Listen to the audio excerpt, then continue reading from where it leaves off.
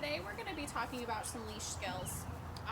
And I want to start off this conversation with it doesn't matter what equipment you're using. Long term, it's shown that harnesses are better for your dog than collars and leashes are. Even there, you have to be aware of how the harness is affecting your dog's movement. Every dog is shaped a little bit differently.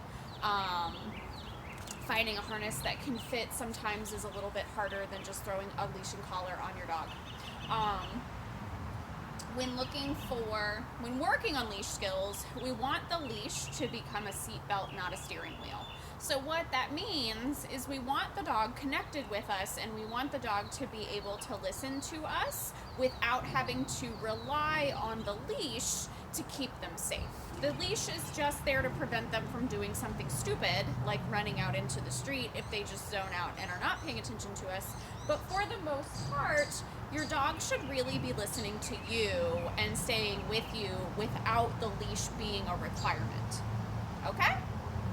So this is Opie's nice leash that we use for sports and things, but I wanted to use it today because it's really bright, and that way you can see how I'm using the leash. Come here, buddy. So now we have a bright leash on a black dog. So maybe you guys can actually see what's going on. All right, hi dude, are you ready? All right, so when working with our leash skills, we want to make sure that our dog is focused on us, and we want them to understand that we are going to be feeding them in this process, and so it behooves them to pay attention to us. All right, good boy. All right, so first step is to start to take some steps backwards.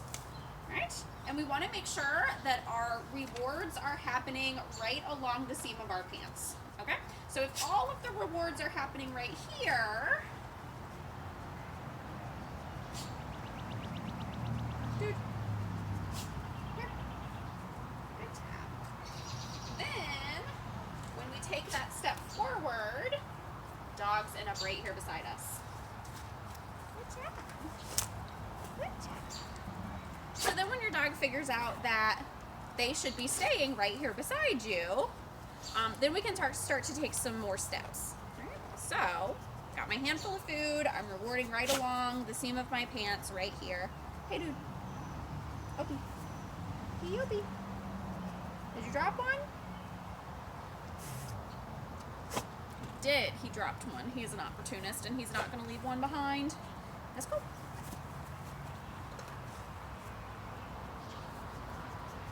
So you can see that I'm not putting any pressure on the leash. It's just there to keep him from doing something dumb.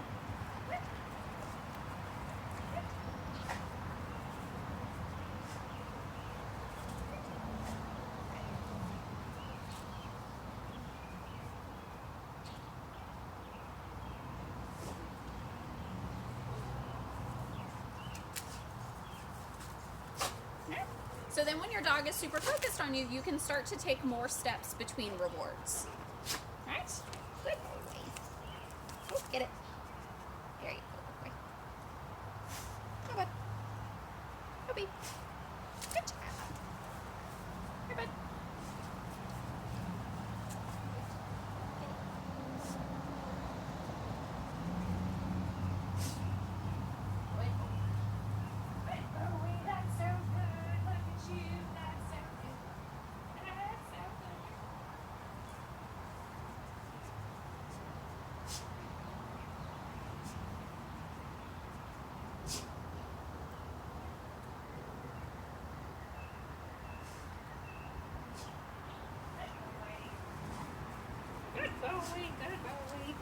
Good job. Sit. Good boy. Get it.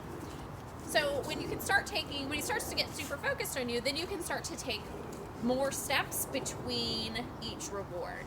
So when you're out on a walk, if they stop to sniff stuff, make sure you're paying attention to the tension on your leash so that you allow them to stop and sniff stuff. Going on a walk in a heel position is really, really hard for your dog. So make sure you're giving them those breaks to go ahead and go sniff. All right? And without putting a whole lot of tension on the leash. And you'll notice that the whole time we did this leash was nice and loose. There was never a time where I had to really pull on him to get him to come back to me, right? And that's what you're working for. In the beginning, you start with this in your house, and then you move to some place like your backyard that's enclosed where there's not a whole lot of distractions before you start building it into going out in the street. All right?